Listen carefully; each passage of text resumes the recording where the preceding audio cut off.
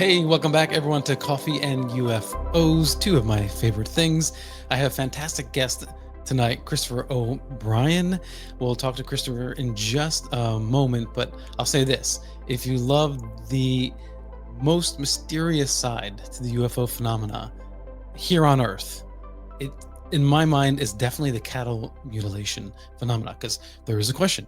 Is it even related to UFOs? Is it something of its own paranormal state? Or is it a government conspiracy? There's so much tied to cattle mutilation. So I'm really excited to talk to Christopher in just a moment. As a friendly reminder, this podcast and the Mystic Lounge podcast is rebroadcast on the UNX network every Thursday, 11 p.m. Pacific time, 2 a.m. Eastern time on Fridays.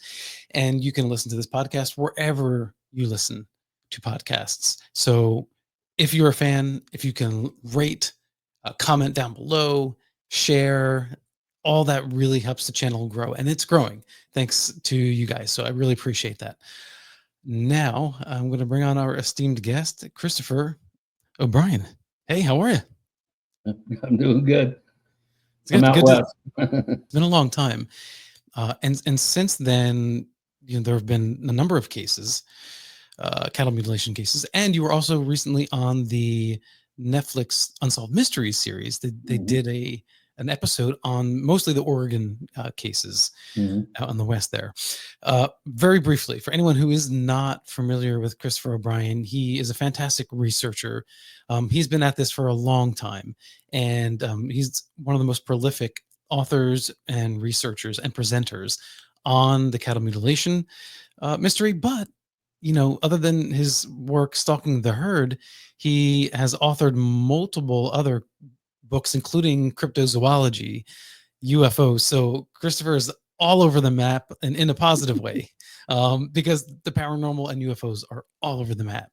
And I love that we have you, because there is something synergistic about all these sometimes seemingly disparate phenomenon. So, Christopher, if you can give us a little bit of an introduction to yourself and how you got involved in all of this. Well, I'm an experiencer. I had up close and personal encounter when I was 7. Probably the most one of the most important events of my life. It left no doubt in my mind that we're not alone. That there's non-human entities that I think coexist along with us. They're probably more terrestrial than we are, in my opinion. I don't particularly think that we're dealing with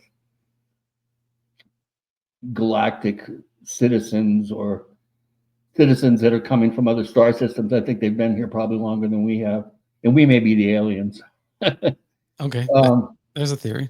Yeah, well, it's not my theory. It's been proposed for quite a while, but I do before we go on, I want to just commend MUFON for, I know you're state section director, I think, for a field investigator. Yeah, a field investigator. Yeah, well, I've been working with Ron James, who's the media coordinator for the international organization, and I've been working with him off and on for 20 years, and we live in exciting times. I've made bets with people over the years that there's never going to be disclosure with a small or big D in my lifetime, and I'm glad I'm being proven wrong. And MUFON's had a major role, I think, in all this.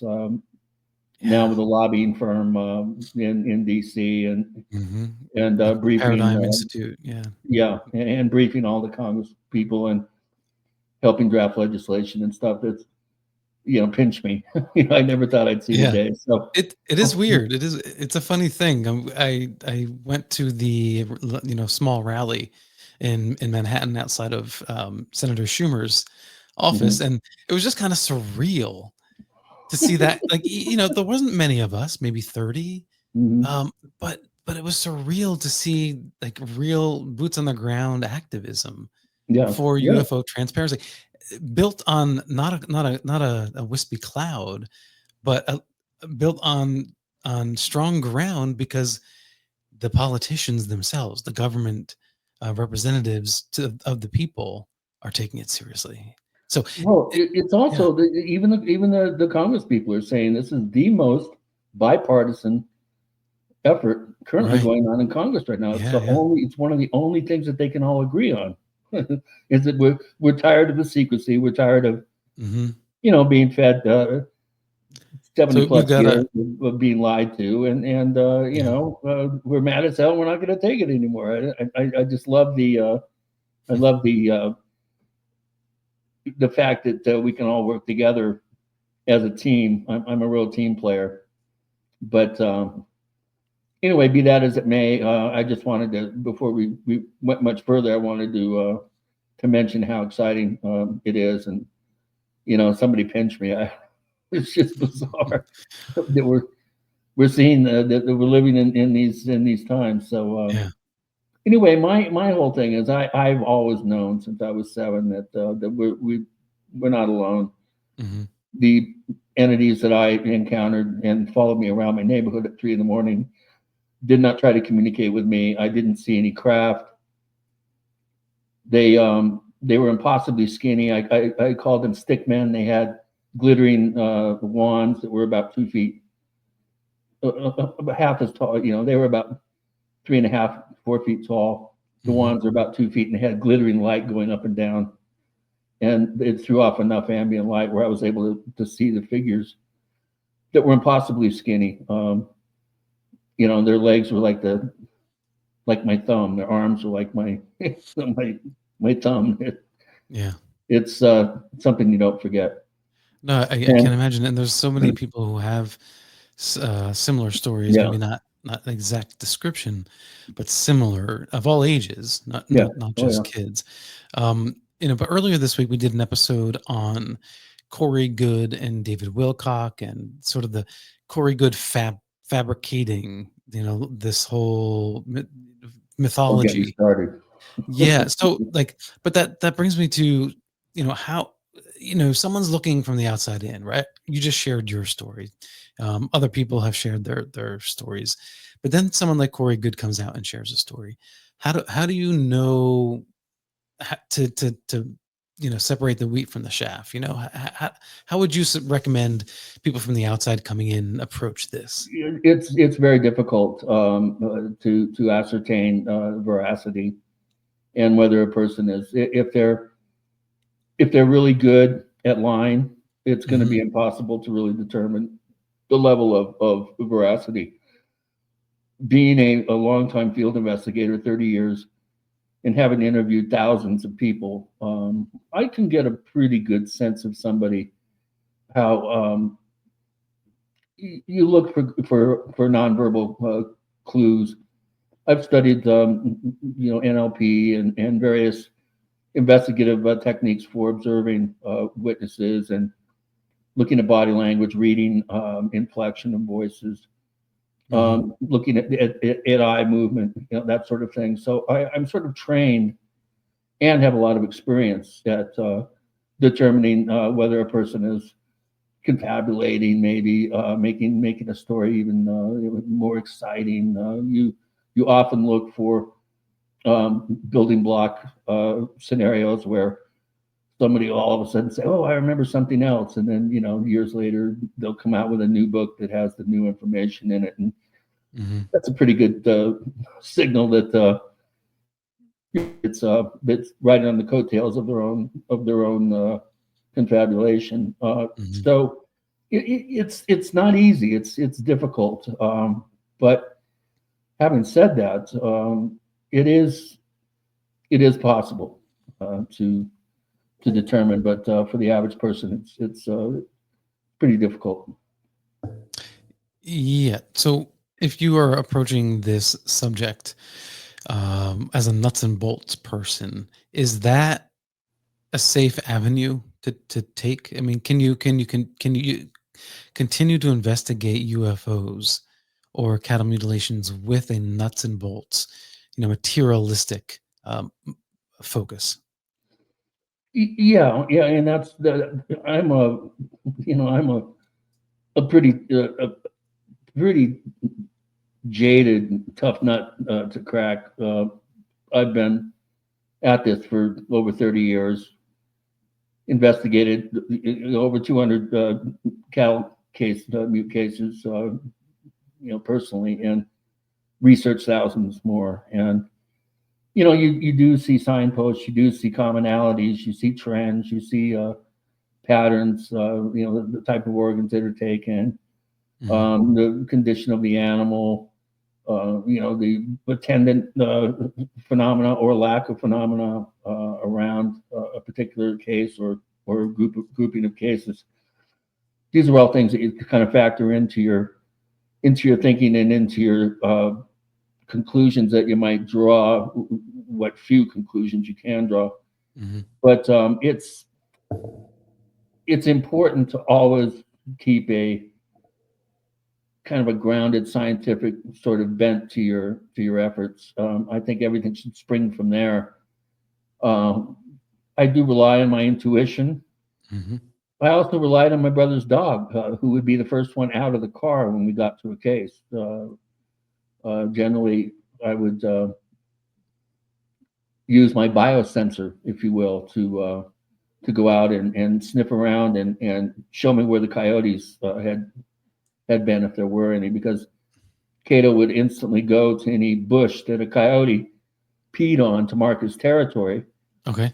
He would mark his territory there as well. So then that would instantly give me, before I even got close to the animal, would show me where the coyotes were, and I'd be able to follow their tracks into the site, see where they went, how close they got to the animal. Gotcha. There's a lot of deductive, sort of Sherlock Holmesian things that need to be considered when you're dealing with thousands of pounds of physical evidence and in a crime scene. Yeah. So that's one thing that the cattle, mystery cattle death scenario has, that a lot of other types of so-called paranormal phenomena do not have, and that is a crime scene and physical evidence. And that's one of the reasons why I got very fascinated by these types of cases, because they did supply physical evidence. Very little physical evidence is left behind by UFOs, if any. The vast majority of cases don't have any. You may, if you're lucky, get a photograph or some video, once in a blue moon, once out of, every 100,000 cases, you might have some physical ground trace evidence. Yeah. It's pretty rare. And so with the cattle mutes, it's an embarrassment of riches. Believe me, Christopher, did you just say cattle mutes? Yeah, that's kind of a short name. Is that the brevity version of? Yeah, we call them mutes. I like that. So, what was your first case that got you? Well, the first case that I knew about was Snippy the horse, which happened in 1967, way before the 70s waves of thousands of cases, when it really went full blown. I was 10 years old, standing in line with my mom at a Safeway, and I noticed this headline on the Inquirer, flying saucers killed my horse, and there was a photograph of these people looking at this horribly disfigured horse lying on the ground. And I just bugged my mom. I just bugged her because I didn't have any money on me, and I needed 50 cents to buy the Inquirer, and she refused. I won't let you read that trash, And so finally, I don't know what I did to convince her, but she finally relented, and I just wouldn't shut up about it. And so she let me buy it, devoured the article.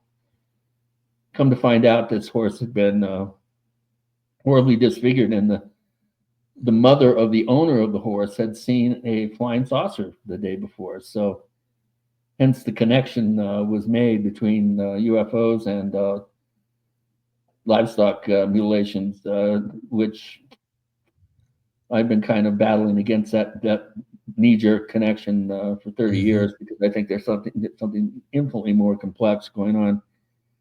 But well, yeah, I mean, correlation isn't confirmation, so there could be two separate things occurring, or one might attract the other. Is that a possibility? Well, yeah, and I mean, there's been just as many helicopter sightings as there have been UFO sightings around cattle mutilation cases. So, Right. Yeah.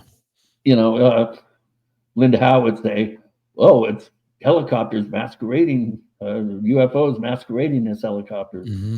because of one sheriff said he saw one turn into a ball of helicopter turned into a ball of light or something. Light. Yeah. Um, so anyway, I noticed that where this case had occurred was in the San Luis Valley in Colorado, and flash forward 22 years to 1989. I had moved out from the East Coast out to Santa Fe, New Hmm. Mexico, and was going to relocate there with my girlfriend, and we quickly realized that it just wasn't right. It wasn't a good fit. Kind of my guides were telling me to move because I saw 3 fatal car accidents and pedestrian got hit by a car in front of me, and just a Hmm. lot of clues within a week. We had friends that were up in the San Luis Valley, and they said, "Well, come on up here. We have 2 extra bedrooms. Check it out. See if you like it." And I ended Hmm. up living there for 13 years, 10 of Wow. which I was investigating full time, um, along with the county sheriffs and quite a sizable network of skywatchers that I was assembling the whole time I was there. And so that's kind of how I got involved. My first real case where I went out actually and saw one on the ground, I was interviewing a rancher that had lost 49 head in 2 weeks back in 75, and either shot with firearms, stolen, or mutilated. Combination of all three. 49 in 2 weeks is a pretty hard hit. And during the interview, you could hear the phone ring, and he goes and answers his phone, a landline back in '93.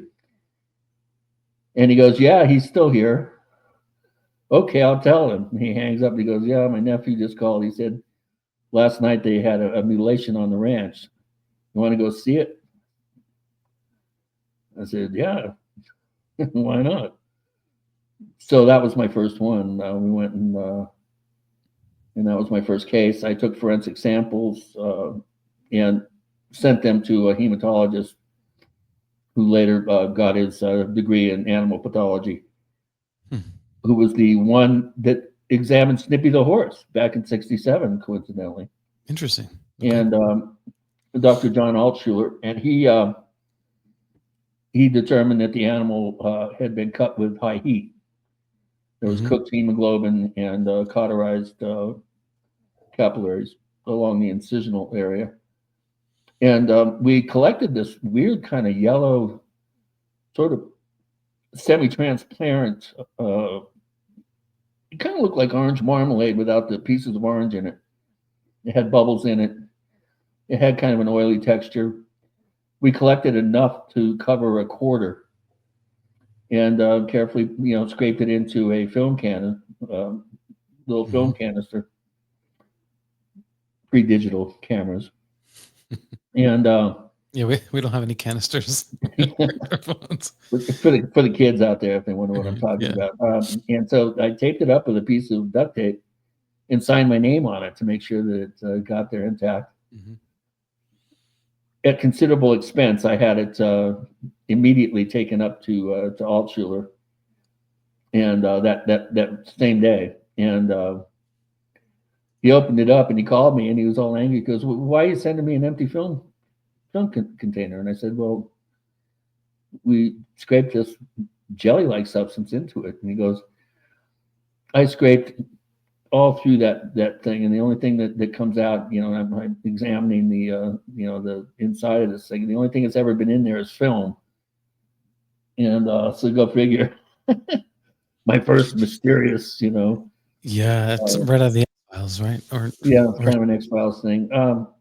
So that was my first case, and then subsequent to that, then all hell broke loose from '93 to 2002. I Mhm. investigated over 200 cases. Now and then fast forward, there have been sort of a mini wave of cases over the past few years. I mean, you've got New Yeah, Mexico, yeah, Colorado, Texas, Oregon. yeah. Uh, Well, Oklahoma, Kansas. yeah, yeah. So one, do you see any sort of stimulus to cause this, or is this just another anomalous wave? Well, I think they're always going on. I've come up with with I think a fairly well positioned or thought out figure of 1 out of 10. So 10% of cases I think are actually reported.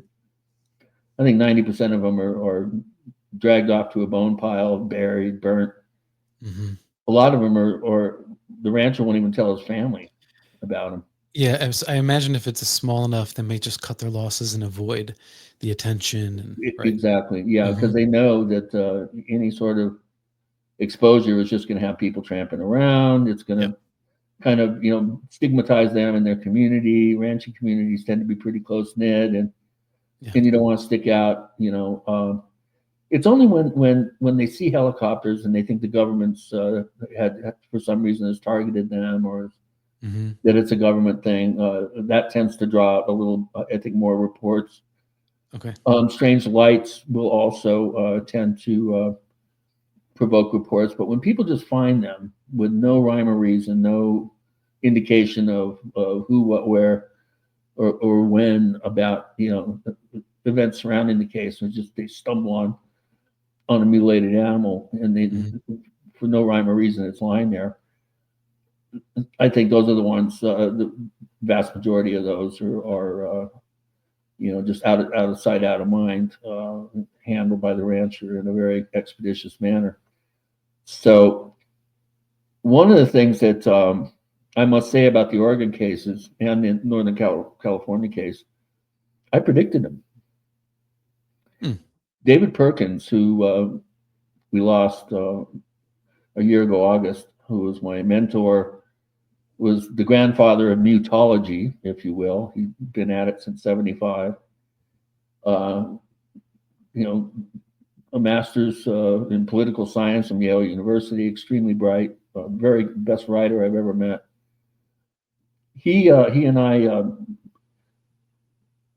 worked very closely together on a lot of these cases, and he came up with a theory in '79 that he noticed that he saw a map of the actual distribution of radiation from above ground nuclear tests from the Nevada test site.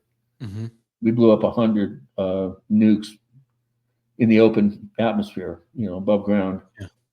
and in the United States. And if you look at the wind patterns that carried it from the wind from the southwest carried it to the northeast, the radiation map, if you will, if you look at a map of radiation and overlay it with a map of the mutilations, it's almost a perfect match. Hmm. There's very little variation, and so he one of the first patterns that was identified by investigators was this correlation between being downwind and downstream of where we utilize uranium, whether in power plants, nuclear, uh, ICBM silos, missile Hmm. fields, weapons enrichment facilities, power plants, places where we have nuclear weapon storage. If you go downwind, downstream from those places, those are the areas of highest incidence for mutilations. And Right. I've been talking about this for years since I met him in '93. It just made perfect sense to me when he showed me his maps. And so I've been talking about this for years. Well, flash forward to 2011, we had the Fukushima event where we Hmm. were they those two reactors sent over a pretty sizable cloud of radiation, Yep. which hit California and Oregon. Hmm. And I said to David, I said, well, if your radiation theory has any legs, we should start seeing mutilations in Oregon and in Northern California. Hmm. Now, mutilations normally really don't occur up there. There have been some in Washington, some in BC, but they're compared to the Rocky Mountain and Midwestern states, they're very, very few. They have thousands over there. There's dozens maybe in the West. It's not where the radiation goes from nuclear tests, if you will, going with that theory. So we hadn't really heard of any mutilations in Oregon since the late 90s, at least to my knowledge. And so there's been, by some estimates, upwards of 200 cases in Oregon alone since 2012. So, coincidence? Well, so then what follows? So, okay, radiation, then mutilation, let's say. Let's assume that. What would be Why the what would why be the the connection? helicopters? Why the odd incisions? What's going on there? Well, that gets into more of a general conversation, but I thought you were going to ask, well, what does radiation have to do with anything? And my answer to that would be, if you look at the mutilations not as a food gathering effort by aliens or some sort of genetic harvesting of DNA or genes Mm-hmm. to hybridize their dying race of these ET derived theories, which make no sense to me at all, have absolutely no evidence to back them up. I think aliens from another planet coming to harvest cow rectums is pretty ludicrous. It's the least likely scenario in my. Well, and at least like to do it, so publicly. Why not just take them on board like we Well, would? because then there would Yeah. be a grand theft police report for a piece of stolen livestock. If you leave them Mhm. there, it's plausible deniability, out of sight, out of mind. Rancher drags it off, nobody knows. Are you saying that from perspective of humans or extraterrestrials? I think it's mostly humans doing this, Okay, so and there's that. various groups. There's various groups that are involved. It's not just one. I think the government's doing it because they're monitoring the high strange cases, which are the rarest of all the cases. They're the ones that you can't explain with forensic science. Mhm. They're paranormal in nature. We had a case where a veterinarian called me and said, "You're not going to believe this, but my cow, her rear end was scar tissued shut, and she couldn't give birth to her calf. So I cut her open. She died, and the baby in the womb, getting ready to be born, was mutilated. Now, how do you explain that? In the womb. Wow. We've had cases where animals have been found intact with, you know, tongue gone, mandible flesh exposed, rear Mhm. end taken out, but no spinal cord. Right. Would a Those are high government strange do? cases. Those are very rare. Yeah. Those are the ones that the government may somehow be able to monitor when they happen. And that's why you see Okay. the helicopters. You never see the helicopters very rarely during a mutilation. There have been cases where that's been the case, though. Okay. Very rarely do you see them before. The Yeah. vast majority of helicopter sightings are after. It's almost like they're responding to a case, and the following day they'll be seen by the rancher. Okay. So Um, what I was thinking is, with radiation and then mutilation afterwards, would it be the government coming in just to take sampling and whatnot to study the effects of radiation? that's one theory. I think Mhm. it's even more though. I think it's a environmental monitoring. Envir- it's not the cow or the bull or the calf or the steer. It's where it is in the environment. Mhm. And I think it's the actual environment itself that's the reason why these animals are being targeted. It's Mhm. where they graze. Uh, I think it also may involve the beef industry being terrified that mad cow disease might break out in the food chain, and I think they may be involved in doing some cases. We know that they're monitoring the beef herds in this country very closely, and they do have sampling they do buy animals at sales and stuff, but there might be some societal manipulation going on. Ranchers tend to be more conservative. They tend to be well armed. They tend to be organized, like the Bundys up in Nevada. A lot of them are militia members. So there may be an effort to keep the ranchers down by terrorizing them with mutilations. We also have rich ranchers that have been pretty much caught red-handed, mutilating neighbors' cattle, neighbors who won't sell their land to the rancher so he can expand his ranch. Yeah. So we have some cases that may involve large ranching concerns trying to gobble up land around them using mutilations as a terror tactic. Yeah. 70 to 80% of the ranches that were around in the Midwest in the 70s are now gobbled up and gone, gobbled up by Cargill and these large agro concerns. The beef industry is the largest single income producer in agriculture, and if you combine pork and poultry, it's a sizable chunk of how much agribusiness generates in terms of revenue. And I think it's a really complicated scenario, and I think all these groups are piggybacking their agenda on the other groups so that they can hide their activities. We've had cases that look like red herring cases. Have an insurance adjuster up in Canada in Alberta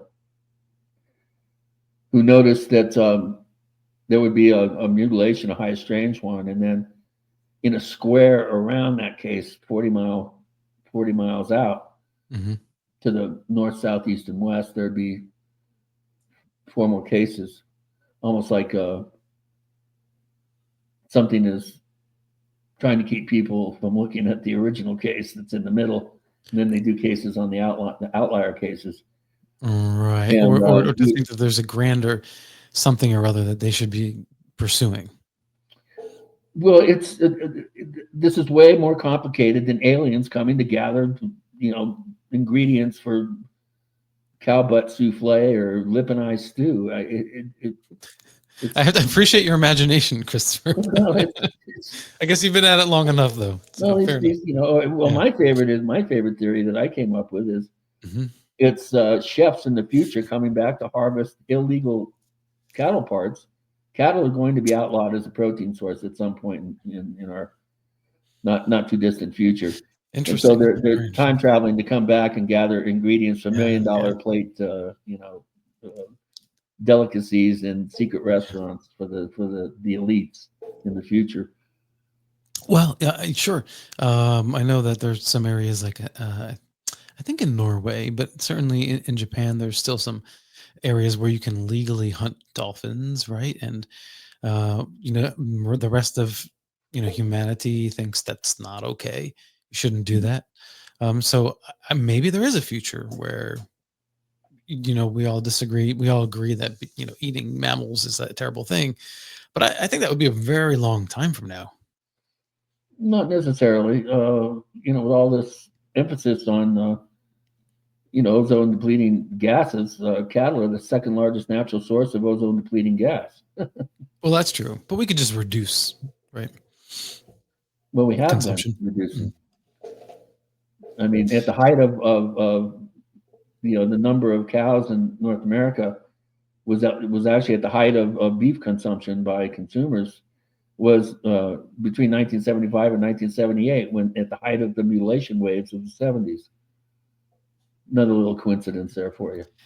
Yeah, I have to wonder, almost like the red herrings you were talking about before, could these high strangeness events be purposely committed, within certain periods like this to kind of hide it, or to make it appear as if it's correlated with some other trend?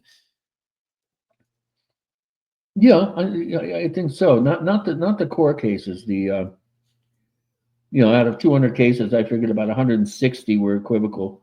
Because Could be unusual scavenger action. It could have been any number of natural debunker style rationale for the cases. Yeah.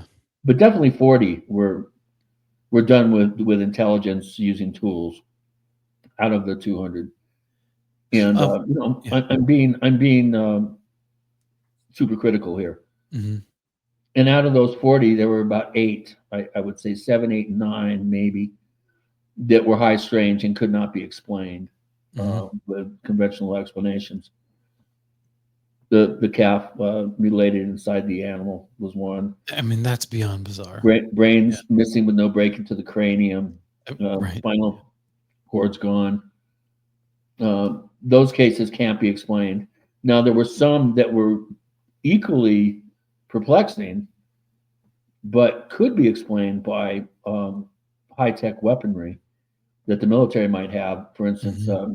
NIDS, the National Institute for Discovery Science, Hmm. Robert Bigelow's original um, group, the ones that did the OSAP investigations on Skinwalker Ranch, they they investigated a case where the vet did a necropsy in the field, and he opened it up, and the animal had been cooked from the inside out, like it had been put in a giant microwave.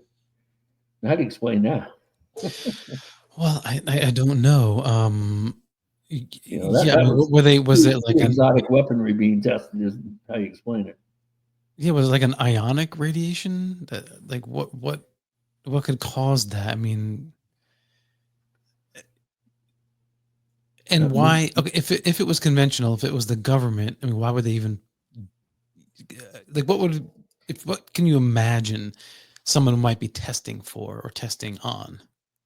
Well, why would you find on the Walton Ranch, the Walton family, Sam Hmm. Walton, the guy that owns Walmart in Benton, Arkansas, where Bentonville, Arkansas, or Benton, I forget, where he has a herd of animals. He found a mutilation, and there was an occult altar, that kind of a rough altar that seemed to have some ritual objects and other things. I forget the details of what they found on the altar, but it led the ranch hands immediately to conclude the devil worshippers were involved in mutilating Walton's animal. Well, they did a necropsy on it, and they found mescaline, the active ingredient in peyote. They found mescaline in the blood. Now, what's wrong with that picture? I mean, every type of substance that you can imagine has been found inside cattle blood and in ocular fluid. There was one case that NIDS had in Utah that in the tear ducts and in the ocular fluid of a mutilated animal, they found potassium cyanide, which is what we use to kill people in executions. Sure. Yeah. We've had cases where they found nicotides, coagulants, anticoagulants, barbiturates, any number of substances have been found. Now, anyone that wants to promote the aliens are doing this theory are going to have a hard time explaining those particular scientific facts away with some sort of alien explanation. Aliens don't inject cows with mescaline, to my knowledge. Or maybe they Well, do. I don't. yeah, I mean, I think that we should never assume to know the mind of another sentient being. Well, It's hard enough knowing the human mind Occam's as it razor. is. Yeah, but I want to ask you: have you ever been up to the like the Rocky Mountain Ranch, where Katie Page does a lot of research? No, but I was really very familiar with. It's called the Clearview case in the literature. Timothy Good talked about it in Alien Agenda. Mm, That's where I first learned about it. I talked with Leo Sprinkle about it. yeah. This is way back in the early '90s. So I've been familiar with the case for years, and then when Katie came forward, it was like finally we found out where this happened. I always thought it was further west, by the Air Force Academy, but I was close. It was in nope, I think El Paso County. El Paso County, I forget. anyway, it was a little further west from there. No, I haven't actually been to that particular site, but I was the first out of Utah investigator to go to Skinwalker Ranch all the way back in '96. Hmm. So I met Terry Sherman and interviewed him before Bigelow contacted him, and then bought the ranch and slapped him with a non-disclosure agreement. So that's what happened. Yeah, hired him as the ranch manager so he could move, and then I think he moved to Montana with his family, and then ended up moving back Hmm. to Utah. Uh, i- is there something that even NIDS Bigelow knows about the Skinwalker Ranch? That Oh yeah, the current production that is there now. Yeah, there are things that they're not sharing. yeah, yeah, Hmm. yeah. I mean, they had a real solid. What was it? '96 to 2006. So no, it was even more than that. 2006, almost 20 years he had the ranch, and I was able to get all the daily report logs entries for the year of 2009, and just based on what I was reading in there, they had an active presence on the ranch for years. So they had to have been able to gather some information, especially back in the late '90s when stuff was really happening up there. I think the activity fell by the wayside for quite a number of years. Yeah. The early 2000s, I think, and then they had a resurgence around 2008, 2009, 2010. Well, that actually kind of corresponds with Arrow. I mean, OSEP. Well, then OSAP came in Hmm. 2010, yeah, and Kelleher had the 30 reports written by various individuals, including Hal Puthoff and Eric Davis, and Hmm. a bunch of that are nefarious cast of Defense Department physicists. Why do you say nefarious? Um, once a spook, always spooky in my book. These guys, Mhm. they're real secretive. They know a lot of the wrong people, and Sometimes it's good to know the wrong people, I suppose. well, yeah, Yeah. yeah. It's like I do. I mean, I dogged Bigelow for years. In fact, I think I almost single-handedly shamed him into putting up a website and publish papers. I dogged him and dogged him. I was the only one that would do it. 95, 96, 97, and then they finally started releasing papers. They finally started publishing work, and working with some select investigators. Hmm. It's interesting. I buried the hatchet with them after John Alexander, who has a doctorate in the study of death Hmm. and was in charge of non-lethal weapons development at Los Alamos. That's an interesting juxtaposition. Yeah. Anyway, I was dogging Nids about something, and I got a disturbing email from him that was something about what's this about aliens eating people. I was chasing down some rumors of Nid's personnel being killed on the Skinwalker Ranch, and boy, I smacked the hornet's nest with that one. I did 2 weeks Hmm. of freaking damage control on that, and that's one of the things that happened. Alexander, you know, fired off a very cryptic email. So I said, okay, that's it. These guys are publishing papers. They're at least trying to look like they're trying to share data. So I contacted them, said, okay, let's be friends. And they said, okay, good. We will pay for all your lab work. We'll pay your vets to go out and do necropsies. Here's our protocols. spread them around to your veterinarians. And so I got everybody on the same page. I got 5 veterinarians to sign on to do necropsies and to do field work. And I didn't have a case for 7 years. By coincidence or Yeah, it's funny how that works. right? Yeah, signing things not always the best idea. um, when you're watching Skinwalker Ranch, the show, I'm assuming that you have seen the show. This last season, I haven't seen, but What do you the see first when you three, see 4 that? years. Because some of the stuff does seem tantalizing. No, very much so. Yeah, I really admire Brandon and his guys. I think it's groundbreaking work they're doing. I think they're handcuffed a little bit by by the format that they're locked into there with the cliffhangers and all that, and sure. what looks like enforced drama, which they swear up and down that it's not. But the way it's edited and stuff, it's Exactly. Yeah. it, having been, I was associate producer on 3 of the top 5 UFO documentaries of 2022 and 3. Mm-hmm.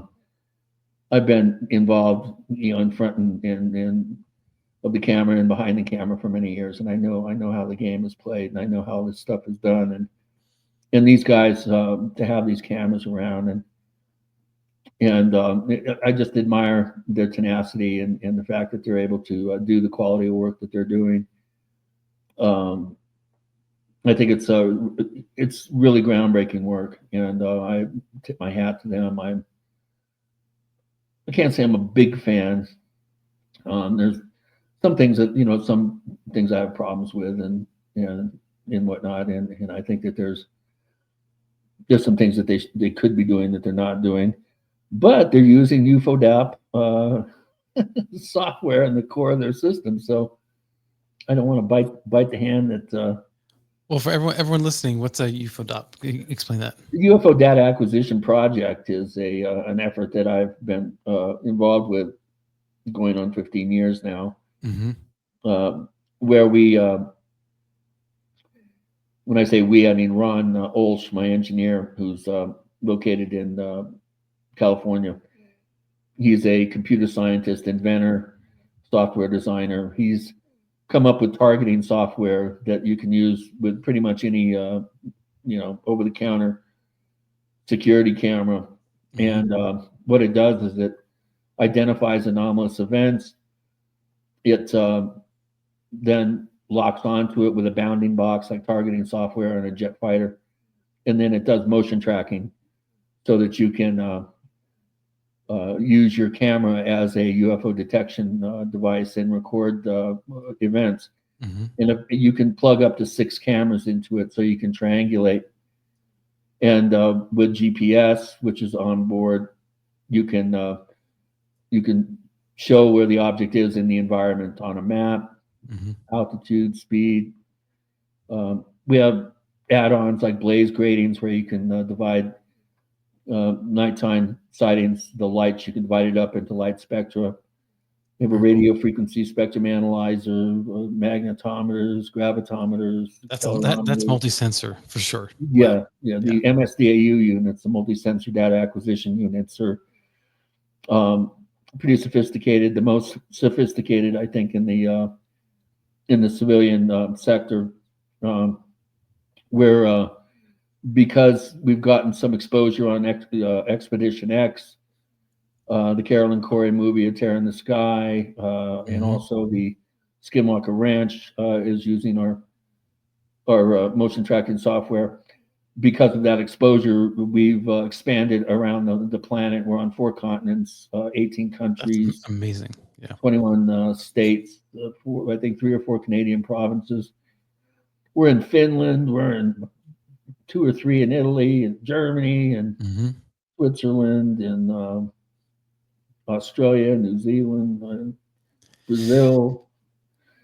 So quietly, the civilian detection scenario, because of the technology becoming more and more affordable, Mm-hmm.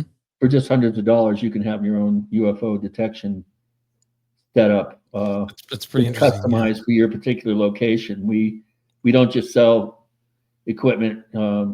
We customize it for a particular use. So we're not going to sell you a bunch of gear you don't need if you don't have exposure on three sides of your place and you only have one view that looks out and that's where all the activity is. We're not going to try to sell you stuff that's going to look behind you. And we don't make any money. We don't mark up the cost of the gear. You The kind of software just itself is you help. $90, Yeah. which he has over 6 years of work into developing the software, 100,000 lines of code that he wrote.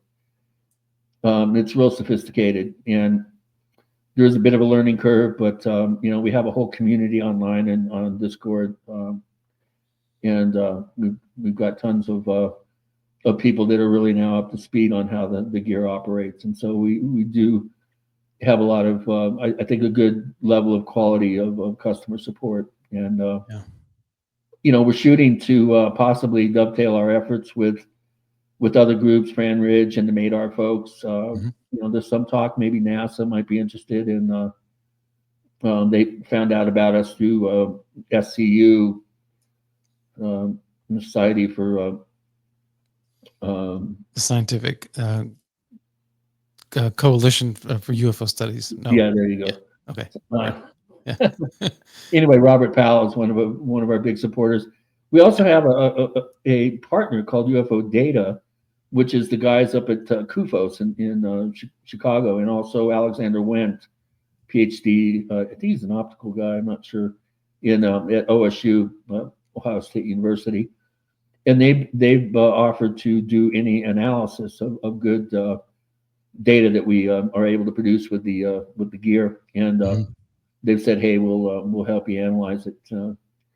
And it's one thing to have some software engineers and gumshoe investigators analyzing your video. It's another thing to have an optical physicist do it. So. It's honestly, yeah, but that network that's building the independent network, with the academic network, and now like you said, NASA is widening its arms and seemingly embracing some of this. The Galileo project of Avi Loeb, and right, and it seems like y'all are kind of keeping in touch one way or another.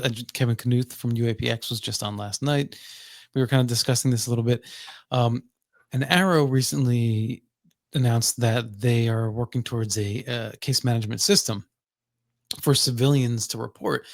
And I kind of thought that seems like that's a good thing, and yet maybe too much. Maybe it's too much for the government to just suddenly take on all these civilian cases that all these now independent entities have been doing and are doing. Would it be better to use our taxpayer monies and really focus on the military or government property incidents? Well, you would think with all the multi-sensor data acquisition platforms that the military and the government has. I mean, nobody ever talks about the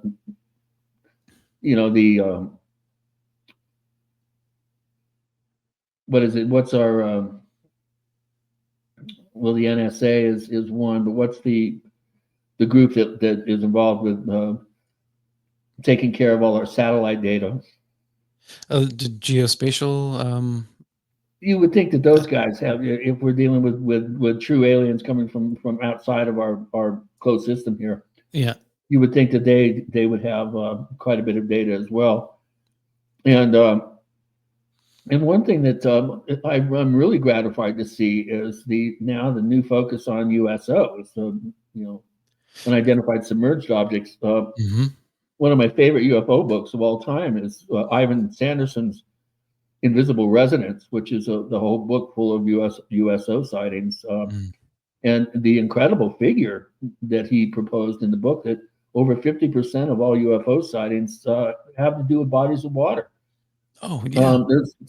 I think there's some evidence that the Navy's sitting on Hmm. that may indicate that we have other tenants in the building that may exist, in some of the deeper ocean trenches, and there may be some sort of civilization that's aquatic, at least where they're either aquatic or below the thin layer of basalt that's on the ocean floor.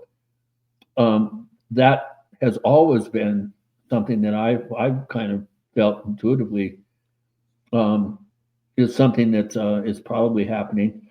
Also, inside certain mountains, countless reports in the San Luis Valley of UFOs going directly into mountains and not without any real. Well, some with doorways opening up and closing, others without doorways opening and closing. Hmm. So there may be some activity inside the Earth too, so subterranean. But I don't think it's by accident that our very first intelligence organization in our country's history was naval intelligence, which was started in the 1880s. Maybe the Navy was seeing these things going in and out of the oceans, and that's why they started naval intelligence. Well, No that one's that ever, that no makes one's sense. ever, to my knowledge, I've never seen any mention of why naval intelligence was started so long ago. I mean, it predates all the other intelligence agencies by 60, 70 years. Right, right, and we know that historically there have been reports by sailors of what would otherwise describe as UFOs, and it's interesting too that there's this kind of this focus leaning in that direction. You have Debbie Zeigelmeyer has written about this. Darcy Weir released a documentary this Mhm. past year, and Richard Dolan's working on a book right now on USO cases. Mhm. So, and it's like I kind of feel like the UFO research community is ahead of the Arrow Oh yeah. Well, investigations. It's like that we're report that Strickland came out with was just, I mean, insulting. it was I mean, bad. It this was whole bad. UAP versus UFO thing. Yeah. That's a way of sweeping 70 years of lies and data under the rug so that nobody, oh well, those were UFOs. We're dealing with UAPs. It's like, Mhm. yeah, geez, stop sitting on your thumbs.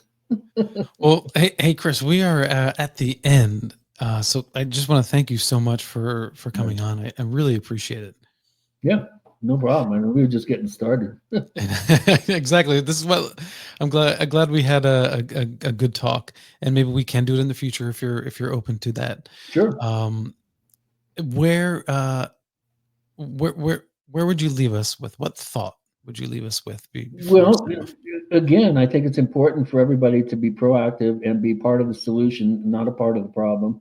Hmm. Contact your Congress people, tell them that you support this new effort within the government for UFO disclosure and for the government to come forward and finally admit to the level of their involvement in this subject and to see and hear about biological evidence and crash retrievals and crash material, Hmm. exotic metamaterials and that sort of thing in the halls of Congress is just warms the cockles of my heart.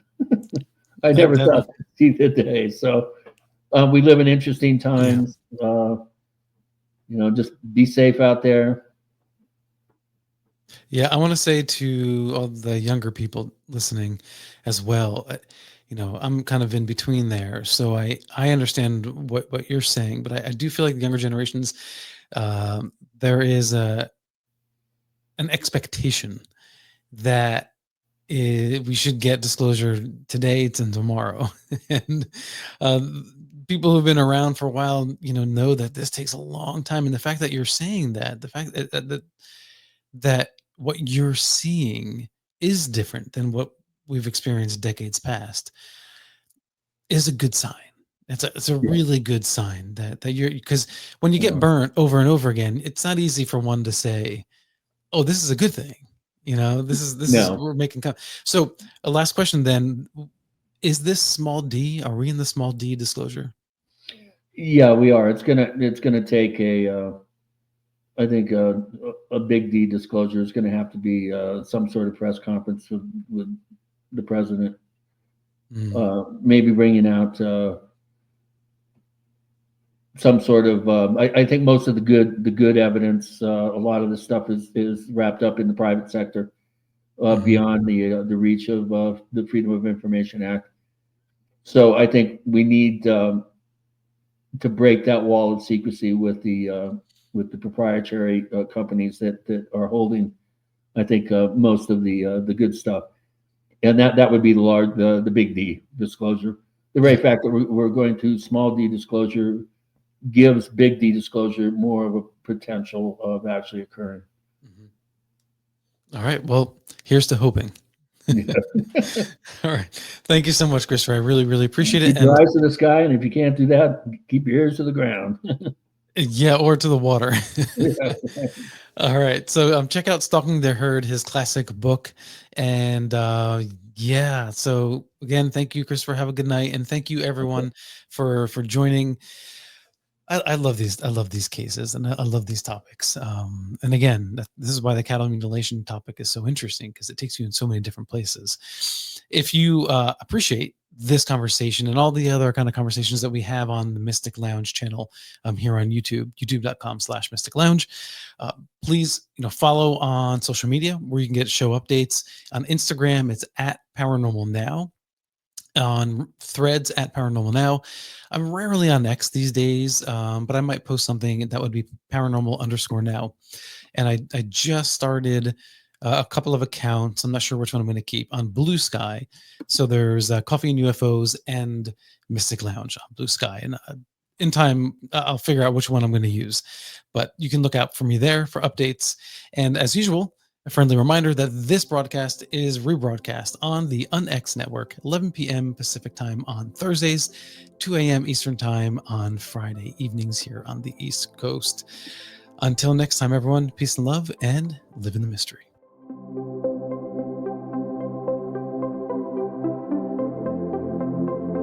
It's good to be an earthling. I wish more of us would think of ourselves that way. And I don't have a problem with skeptics. It's debunkers that are on some other level that I don't understand.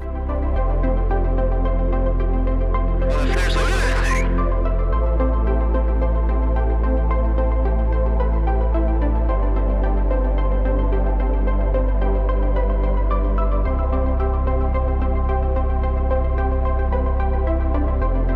Essentially, an inference of a change in local gravity.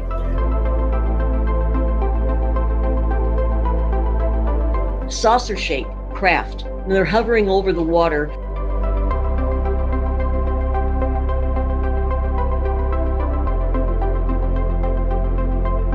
Blue Book Special Report 14. The better the quality of the sighting, the more likely to be unexplainable.